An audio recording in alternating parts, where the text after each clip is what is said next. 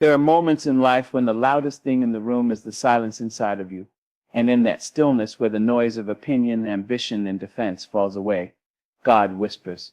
Not with thunder, not with fire, not with the tremble of the earth, but with a hush. A sacred hush that says, "Be quiet now, keep your mouth shut, let me work." It is not a reprimand, it is a revelation. God is not silencing you to shame you.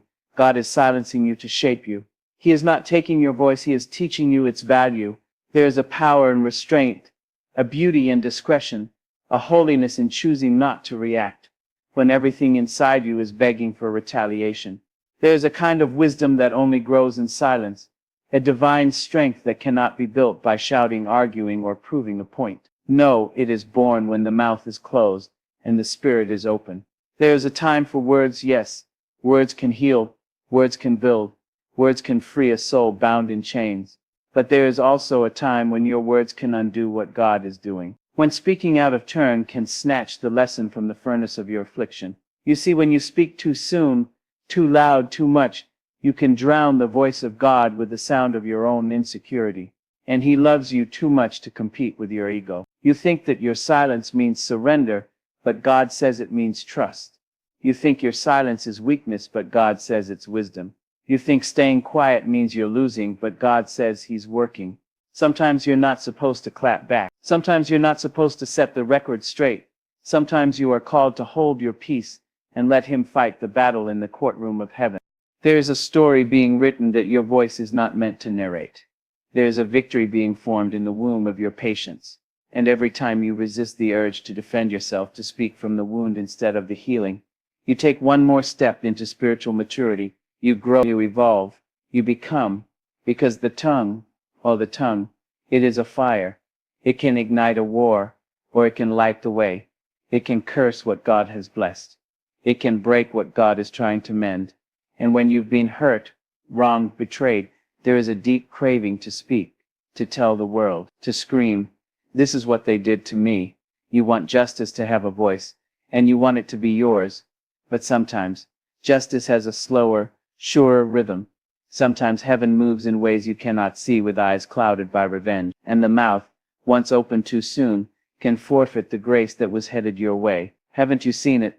The ones who shouted too early, who made noise when they should have been still, and all their shouting turned to echoes that bounced back with nothing. Haven't you seen people who tried to get ahead of God's timing, and their words built walls instead of bridges?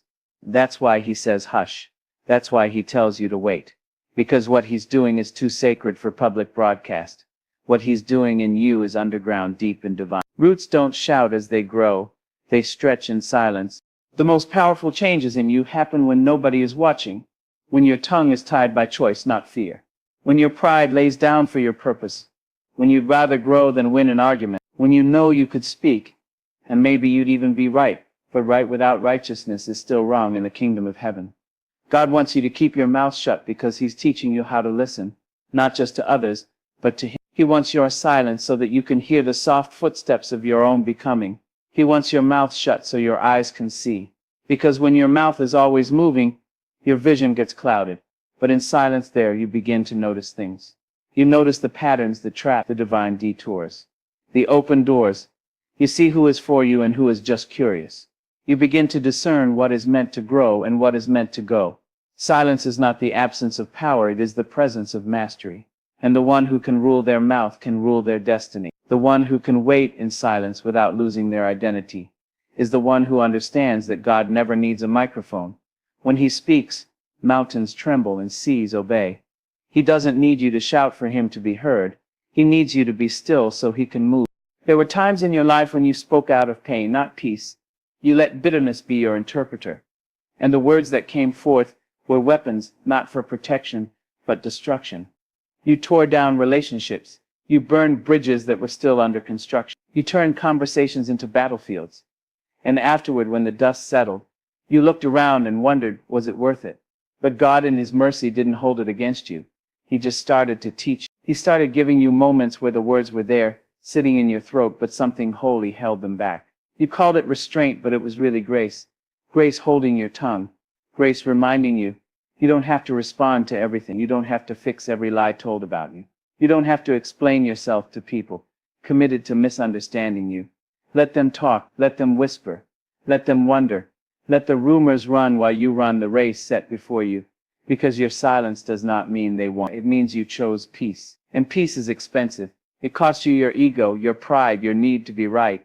But it gives you back your clarity, your joy, your purpose. God is not trying to silence your spirit. He is trying to align it. And sometimes that means muzzling the mouth so the heart can heal. You can't speak your way into peace if your words are still soaked in wounds. You can't bless your future if your lips are dripping with the past. So he quiets you, not to punish, but to purify. You may ask, but what about truth? Shouldn't I speak the truth? Yes, but truth without timing is not wisdom. Even Jesus waited. Even he held his tongue before kings and crowds. Even he knew the power of silence in the face of accusation. He knew when to speak and when to weep, and when to simply walk away. If he, the Word made flesh, could choose silence, then surely we can learn the same. God wants you to keep your mouth shut, not forever, but for now, until you are ready to speak with love instead of rage, with insight instead of insult, with clarity instead of chaos. He wants your words to carry healing, not heat, light, not fire. And that only happens when they are forged in the quiet furnace of restraint. You will not miss your moment by staying silent. You will not lose what is yours by holding your peace. You will not fall behind by refusing to clap back. In fact, that's how you get ahead. That's how you ride. Because while others are shouting over each other, wasting time and breath, you are becoming, you are growing, you are waiting for the appointed time, the divine time, when the words will not just be yours but his. And when that time comes, your mouth will open, and it won't be petty, it won't be poisoned, it won't be rooted in insecurity. It will be powerful, purposeful, pure, and the world will listen not because you finally spoke, but because God was the one who told you to. So don't be afraid of your silence, don't run from it. Rest in it. There are treasures hidden in the quiet. There is peace buried in stillness. There is wisdom being born in your restraint. And every time you choose silence over drama, calm over chaos, stillness over self-defense, you prove that you are not led by your flesh but by your faith. You are not voiceless. You are victorious, because only the strong can stay quiet when they have every reason to shout. Only the wise can hold their tongue when fools provoke. Only the faithful can trust that God hears what they don't say. And only the courageous can believe that silence can be louder than speech. God sees you. He hears you. He knows what they said. He knows what they did. And still he says, be quiet. Watch me work. Let me be the voice that answers for you. Let me be the justice you seek. Let me be the one who vindicates, who restores, who redeems. But for now, keep your mouth shut. Let your silence speak volumes. Let it tell the story of a soul so anchored, so rooted, so secure in who they are and whose they are, that they don't need to shout to be seen. Let it be your strength, not your shame. Because in that silence you are not alone. You are wrapped in wisdom, cloaked in courage, and held in the hands of a God who speaks for you. You must understand, there is a sacred discipline in knowing when to speak and when to stay silent. Not everything that comes to your mind must escape your lips. Not every thought deserves an audience. There is a wisdom in waiting. There is a sacredness in withholding. The world will try to convince you that your voice is your weapon, your protest, your claim to space. But wisdom will show you that timing is your true defense. A word spoken out of season can ruin what silence might have redeemed. Sometimes God will close your mouth because he is opening something greater in your life. You may think you are missing out, being overlooked, being ignored. But what you don't see is that in that quietness, God is pulling you back like an arrow. You are not being silenced. You are being prepared, held in tension, drawn in stillness. Because when he releases you, when he finally says, now speak, your words will fly straight and strike deep. They will not wander. They will not miss their mark. And that accuracy is only birthed in silence. We are not taught this kind of strength anymore. We are told to say everything, express everything, share everything, but not every emotion needs to be broadcast. Not every pain is ready to be spoken. Some things need to mature in the soil of your soul before they can be harvested with your voice. Some truths need time. You can be right and still be wrong in how you speak it. You can have a good heart, but use your mouth like a sword and not a salve. And God, in his mercy, holds you back, not because he wants to take your voice, but because he wants your voice to heal, not harm. There will be moments when the silence feels like punishment. You will ache to defend yourself, especially when you've been misunderstood. You will want to correct the story, clarify the lie, bring your side to the surface. And you will pray, Lord, let me speak. But heaven will be quiet, and that quiet will echo in your chest until you learn to make peace with it. Until you realize that being misunderstood is not the same as being forsaken. That you can be misjudged by people and still be right with God. It takes courage to be quiet. It takes more strength to restrain the tongue than to use it. Because silence is not just about what you don't say, it's about what you choose to hold in reverence. Your healing, your growth, your future. And when you protect those things in silence, you build them with integrity. You lay bricks of wisdom instead of throwing stones of impulse. You stop talking just to be heard and start listening to be transformed. Some of the most anointed people were the quiet ones, the overlooked ones, the ones who chose the back row in the wilderness over applause. Not because they didn't have anything to say, but because they knew when to wait. They understood that silence is not absence. It is a process, and that's where God does his best work.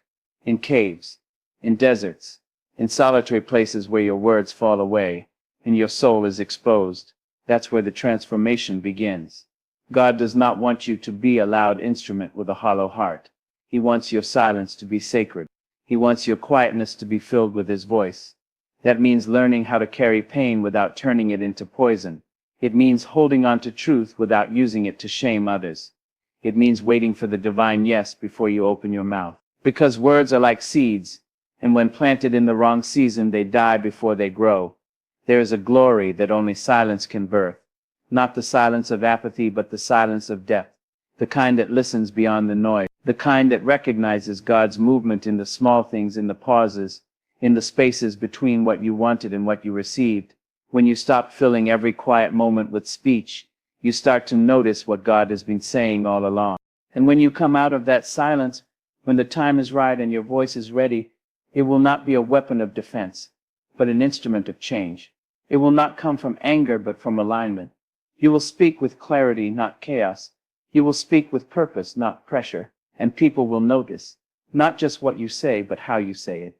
Because there is a weight that only silence can give your voice. A power that only restraint can build. We live in a time where people want to respond to everything. We are wired to react. Someone says something offensive, and you feel compelled to reply. Someone posts something cruel, and your fingers rush to type. But reaction is not always righteousness. An impulse is not always inspired. Sometimes the most spiritual thing you can do is close your mouth and walk away, not in weakness but in wisdom. Because what you walk away from now may be the very thing God elevates you above later. And there will be voices, internal and external, that call you a coward for not defending yourself, that say you're weak for staying silent, that say you should fight back, but let them speak. Let them say what they will. Because those same voices won't be able to deny the fruit that comes from your restraint. They won't be able to ignore the peace on your face, the strength in your silence, the joy in your journey. Your identity is not built by shouting. Your destiny is not secured by arguments. The greatest battles are won when you put your ego down and pick up your purpose. When you realize that you don't have to explain your anointing. You don't have to justify your obedience. You don't have to announce your next move. You don't have to defend your calling to people who can't see the oil on your life. Because the truth is, what God is doing in you will speak for itself in time. Your consistency will speak. Your integrity will speak. Your peace will speak. And when they do, they will say more than your mouth ever could. Let God build your character in silence. Let him purify your motives before he amplifies your voice. Because the stage is not a place to find yourself. It's a place to reveal what's already been refined in private. And if you skip the silence, if you rush to be heard, you will speak with volume but without virtue. And the world has enough noise. What it needs are voices that come from a well that has been dug in stillness. So yes, be still. Be quiet. Keep your mouth shut when you are tempted to speak from fear or pain or pride. Not because you don't have something to say, but because what you are becoming in silence is more important than being heard in a moment of anger. Let your heart settle. Let your thoughts mature. Let your wounds begin to heal without the infection of public opinion. Because when you learn this, when you truly learn the power of silence, you will find yourself choosing it more often. Not out of fear, but out of faith. Not because you have nothing to say, but because you know some things are too sacred to be spoken too soon. You will stop explaining your worth. Stop arguing your position. Stop begging for validation. And you will rest. not in being right, but in being rooted. God is not just building your voice, He's building your vision. And sometimes the only way to see clearly is to close your mouth and open your eyes, to observe, to listen, to discern, to wait. Because the world wants reaction, but heaven wants revelation. And revelation only comes to those who are willing